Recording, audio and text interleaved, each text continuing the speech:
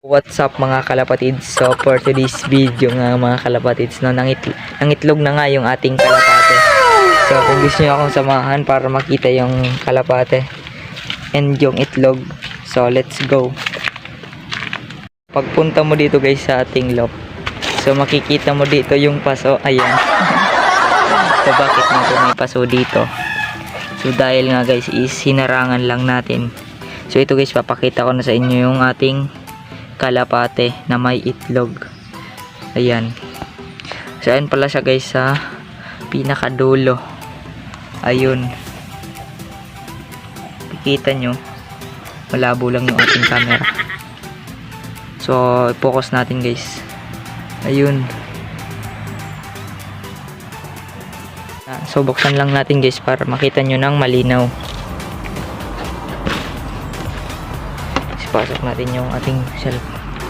So ayun guys yung asawa niya and yung may itlog.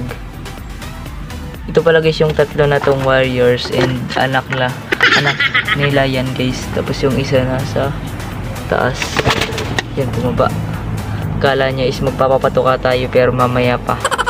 Ayun guys, papakita natin yung ano yan guys. Ayan. Pakita natin guys yung itlog. So let's go. Guys, akala nila is magpapatuka na tayo, so hindi pa naman tayo magpapatuka yan. Excited guys. So pakita natin yun dun sa likod, so pupunta lang tayo dito. So ayun guys, as you can see is may mga paso pa dito. Well is inaasa kasi yung ating kalapate dahil may aso nga kami dito. Kailangan natin harangan yung dito guys sa likod kasi dito yung may itlog. So pakita ko sa inyo yan, tatanggalin lang natin to. Makikita na natin yung kalapate. Ayan yan guys, dalawa yung itlog nyan guys. So ayan, so try natin guys kung anong kakalabasan guys. Comment down below kayo guys kung anong kakalabasan sa itlog dahil yung asawa niya is wedding line and green shell guys yung babae. Comment down below kayo guys kung ano yung kakalabasan ng itlog. So ayun guys, so estimate ko pala guys na mapipisa yung itlog is mga katapusan nitong April, mga April 30 gata guys, no. Ika 3 days na yan guys ng itlog na yan dito. So naglilimlim na siya. So mga nang itlog ata nung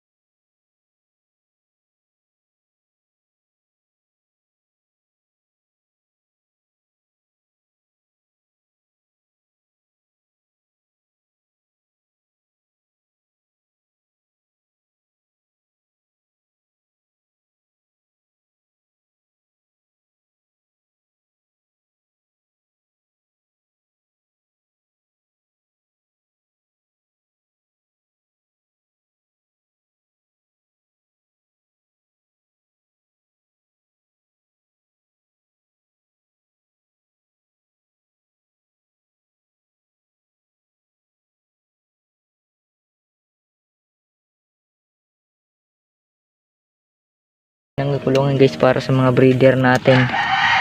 Ito. Ito guys, tatlo pala to is anak nila guys. Nung wedding line in green seal natin. So ito sila pare-paras ng kulay. Ito lang guys yung naiiba dito. Dahil yung ano niya, yung pakpak, yung sa dulo ng pakpak niya is may white. Ito na wala. So parehas na ito guys. So yun guys, kasi yung mga nanay nila in may puti nga to, and may puti yun sa pakpak.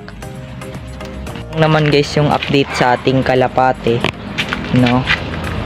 Yun lang naman guys yung update, dahil nga ano ngayon, Holy Week, walang pasok, kaya ngayon lang tayo nakapag vlog na naman. So ito guys, yan lang naman guys. Kaya guys, ano, wag nyong kakalimutan mag-subscribe sa akin para hindi kayo and i-click nyo lang guys yung notification bell para hindi kayo mahuli sa ating mga latest na video. So ayun guys, so ito na muna sa ngayon guys. So bye bye.